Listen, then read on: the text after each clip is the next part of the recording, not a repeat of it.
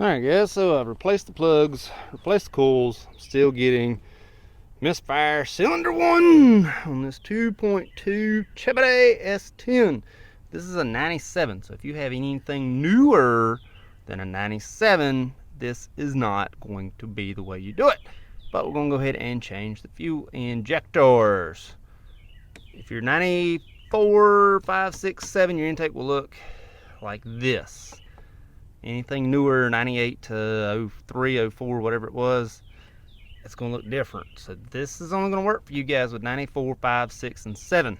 So first thing we're going to do, take our flathead, pull these two, there's 2 screws, one there, and there's also a PCV valve right here. We're going to go ahead and pull that out. So let's go ahead and do it. So both of these work the same way. It's just a flathead screw. Get your flathead in there, which I tremendously hate flathead screws. If you can see, you do not want that to go past where the screw is. Get a little bit loose. Give her a good old tug. Give the other one a same good old tug. If it'll come on out of there. It don't want to, but it's going to. There it is. And the PCV valve actually popped itself out. And then pull this joker on out of there. Wow. And you know, clank a bunch of stuff. Ta-da! So we're gonna go ahead and look like this. You're gonna have to remove these guys. I'm not gonna do it right this second, but it is always a good idea to go ahead and number which cylinder your plug wires go to. I say coil wires, but these aren't coils. These are plugs. So go ahead and number your coil or your plug wires, and we'll go ahead and do that now. All right, so surprise, surprise, I can't find no tape. But what I do got is 4 different color zip ties. So 1 is pink, 2 is blue, 3 is yellow, and 4 is orange. If you're gonna do something like this, you better remember which way you go first. I'm gonna not take these off yet, but I had access to them, so I was gonna go ahead and get them out the way. We're gonna worry about stuff up here because we gotta take the upper intake manifold off. So first thing I'm gonna do is this guy right here. All right, so on mine, this is a 7mm. We'll bolt it on there. Drop our tools and take it off there. No biggie. And once that's off there, one thing I like to do, keep everything together. So I'm gonna go ahead and do that. And then we're gonna go ahead. All right, so once that's out, up here, we have 2 more bolts. There and there, we're gonna go ahead and disconnect those. Working our way top down. There are several connectors. I'm gonna get to those in just a second. But right now, we're just gonna. All right, so what we're gonna do, we're gonna go ahead and start disconnecting things. I really don't want these to break. Oh, whoo, all right. That one didn't break. And another one on this side over here. Right there. Again, I don't want anything to break. Come on out there, don't break, no whammies. Woo!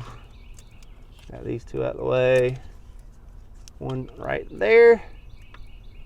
Again, am I gonna get lucky? Yes! Woo! I did. All right, so got those 3 out the way. Let's get back to unbolting things. Now this right here is eventually gonna have to come out. There's 2 clips. There's one right here. There's one sort of somewhere. Sort of in the back, sort of right. You definitely won't be able to see it, but this one's here and the other one is right there behind it. Let's go ahead and unclip that. I'm gonna use both hands because I'm just a little bit sketched out about that. And I gotta say, that joker is definitely a 2-hand deal. Be careful with that old girl. Let's go ahead and get back to unbolting things. We're gonna have to remove this hose. I don't see any clamps. And we're gonna have to remove this one here. I like to do these 2-handed, so I'm not going to do these on camera. So let's go ahead and do that. All you need is a pair of pliers. Squeeze this, sort of run it up a little bit, and then remove the pipe from the hose. Hopefully it comes out easy. All right, so the first hose comes right out. The second hose is still here. There's a bolt right there. You gotta remove it. It's a 13 millimeter. Once you remove this, this becomes movable so that you can get that out of there. So let's go ahead and not lie and say that jugger was hard to get out of there. I moved it up here. It was a tricky jugger to get out of there. Now, let's go ahead and work on this upper intake manifold. I am almost certain that I have missed a plug or a wire or some sort of vacuum line somewhere. I just feel like I didn't get them all. But there's 1, 2, 3, 4, 5 bolts. 5? Or is that 6? 6 bolts. The last one's right there. So I am going to have to take this out. I was thinking I would. I didn't think I would. And then I thought I would. And then I didn't think I would. And I guess I'm going to have to. So 6 bolts. There's one under there. 2, 3, 4, 5, and 6. Let's time lapse. Before we time lapse this, like I said, this has to come out to get that bolt that's underneath there. These are 2 8 millimeters. So I'm just going to take my socket, 8 millimeters, pull this out. There it says, oh, it is. Let's take a look at this one and get it out. The 2 8 millimeters are out. We're just going to lift straight up. Woo! That's all it is. You really don't want to break that, girl. Now you can see that bolt down there too. So like everything else, we're going to put our bolts with this thing and keep them all together.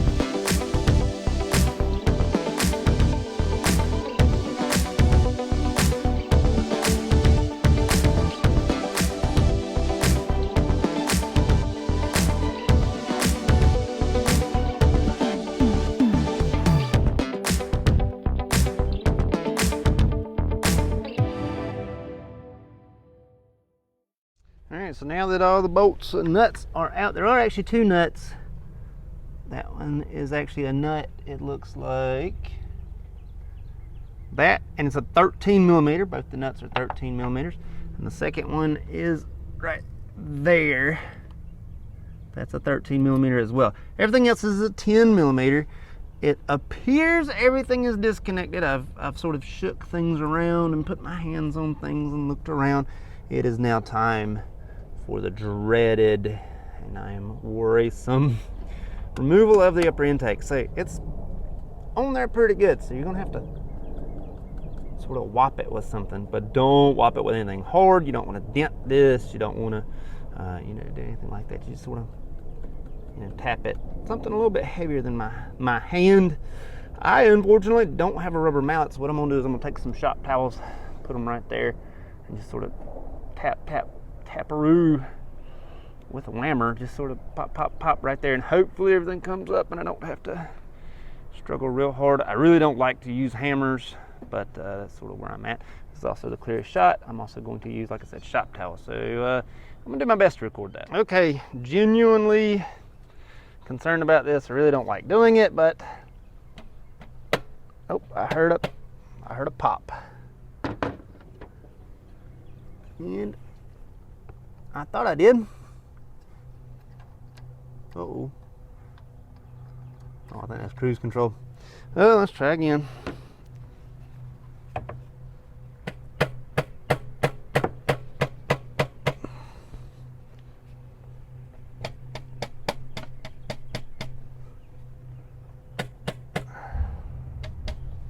I believe it is now loose enough. All right, so general rule of thumb, something's loose, but it's not coming all the way up. Something else is still connected. You don't want to go ahead and pry and figure out what it is. There's these 2 bolts. Now this one I thought I was okay with, and I just didn't follow far enough.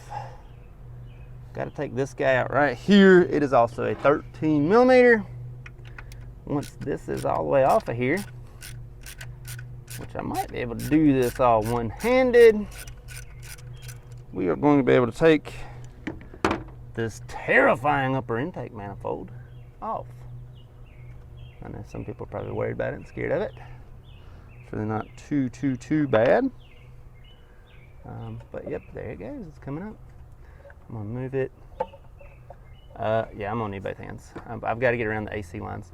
Let me pull it off. All I'm gonna do, pull it off and just sort of fold it over because I'm not disconnecting my throttle. So I'm just gonna sort of lay it over. Let's do that. So once everything's out, we're gonna clean this up. It definitely looks pretty bad in here. I'm gonna go ahead and use some PB Blaster. I did put, as you can see, I put paper towels in the runners here to sort of keep everything out. But you know, that's where we're at with that. I'm gonna go ahead and get this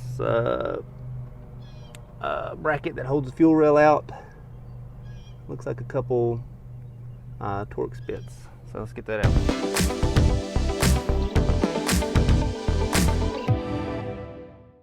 Now I'm not gonna lie to you people. There's one bolt right here. It's a torque spit. It's incredibly hard to get to and incredibly hard to show you. It's actually right at the end of my finger, right there. Sort of right where that vacuum line goes. We're gonna have to get that loose. That's gonna be no fun. And what I actually have is a universal joint with a socket on the end of it to get in there. I'm not going to be able to record that because that's incredibly too tight. I also remove the battery. So not gonna lie to you people, that one's no fun to get. Full disclosure, I didn't take that bolt all the way out. I just sort of loosened it. Sort of let this let go. There's one fuel injector, 2 fuel injectors, 3 fuel injector, and 4 right there. They're simple to disconnect. You just sort of pull it out. Now let's see if we can get this out. I'm not 100% sure I have enough room, but we're gonna go ahead and try to get that joker out of there. But so it's gonna be a two-handed job. I'm just gonna take a screwdriver and sort of get up under here and pry. Who sings that song, Cry, Cry, Cry? I'm not sure. Pry, and we're gonna see how it looks when it comes out. So I was having misfire cylinder 1. I did manage to get this all the way out from underneath this vacuum here and didn't even do anything to cylinder 1. Just sort of, when this rail came out, as did the fuel injector. Yeah, so I'm not sure if it's the O-ring that's really not attached anymore. That's, you know, sort of leaking-ish. Something was wrong with cylinder 1. This is sort of reassuring. I was a little bit worried that I was doing this job in vain, as I've already done the plugs, wires, and the coils. But this gasket just falling off like that was definitely reassuring that that's more than likely my issue, because that gasket's not even on there. So let's get this changed out. Upon even further inspection of cylinder 1, let's take a look at it real quick. Now take a look at my new one. If you look, I had a hard time getting cylinder 1 injector in there because that was crammed in there. So definitely broken. More reassurance that I'm doing the right thing this time. Yeah, let's get these installed. Right. Once your injectors are in, I'm just doing one at a time. These are two-handed jobs also, so I'm not going to be able to record it while I do it.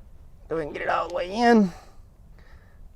Push it in there, get that injector covered up. Now I'm going to go ahead and clean my intake here because I don't want to forget about this guy. Also, something you may or may not have discovered by now, there's this little like guy right here. You need to be mindful of him, you know, at all times. It does come out, but you still want to be mindful of that. You know, whenever you go to do this, you don't want to bend that thing or break that thing, things like that. So I'm going to go ahead and change these out and then clean this up. Is it in? Is it in? Yeah! In your face! That's what's up. All right, let's not kid ourselves. Getting this rail back in is especially if you have AC, is a job. You want to connect the front first and then sort of shut it like a door. I did have to remove this. Here it is. It's actually really easy. It's just a pair of pliers. It's not on there very tight, so when I put this back on here, I'm not going to, torque it down a whole lot. I also had to completely remove the upper intake manifold, which is right there right now. Whew, all of that was a job. That took longer than anything else this entire day. Let's go ahead and start by getting this thing back together. Everything is going back together as it did before, but like I said, I did take this out. I think I'm gonna leave it out actually. I think I'm gonna leave it out till I'm about all the way done, because it's all pretty hard to do, but we're gonna go ahead and get this thing back together. Let's time lapse.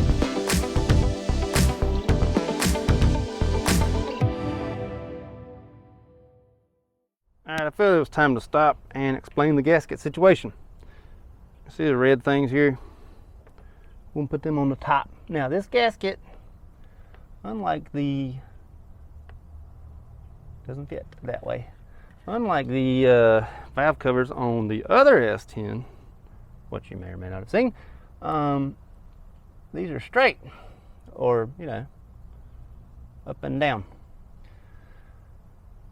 The valve covers on the other 10 were slanted, and I used RTV to hold this in place. I'm not going to do that on this one because this is a 90-degree angle.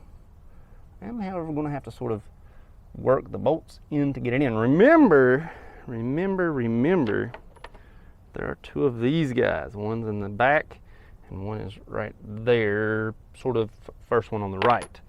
Those are 13s. Everything else is 10 millimeters. You're also going to need handy dandy torque wrench. This measures torques, things like that. 12 foot-pounds. Let's go ahead and get the valve cover. The intake manifold on here, I did have to disconnect the entire throttle, so I'm gonna have to do all of this, but it's all gonna be in time lapse. If you have any questions, ask me and I'll do my very best to explain it. I'm glad our colors sort of show up on these plug wires. Now I just gotta remember what was what.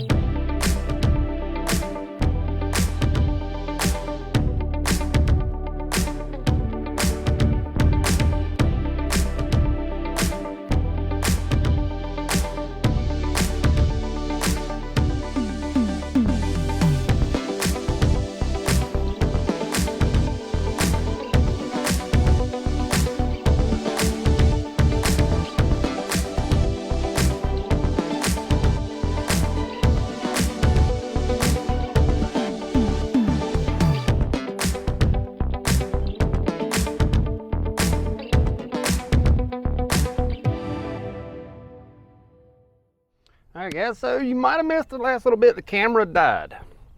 Let me go ahead and be honest with you. I'm legitimately excited about firing this thing up. I had to wait on the camera to fire back up before I came out here and started this thing up. I have not fired this thing up yet. I am legitimately excited. I'm going to have to put the camera on a tripod to see how this goes, because I've been waiting so long for parts and things like that to get this thing running.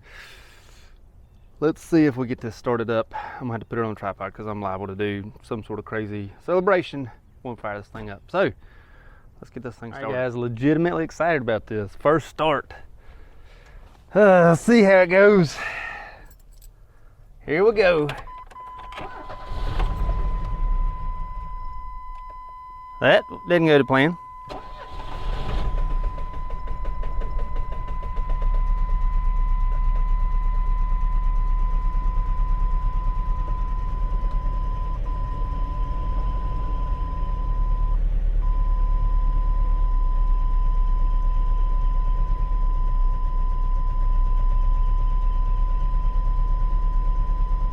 Okay. Okay. No check engine lights. Oh, nope. Check engine light. Yep. Yeah. Legit check engine light. And flashing also. Legitimately flashing check engine light. Let's see what it is.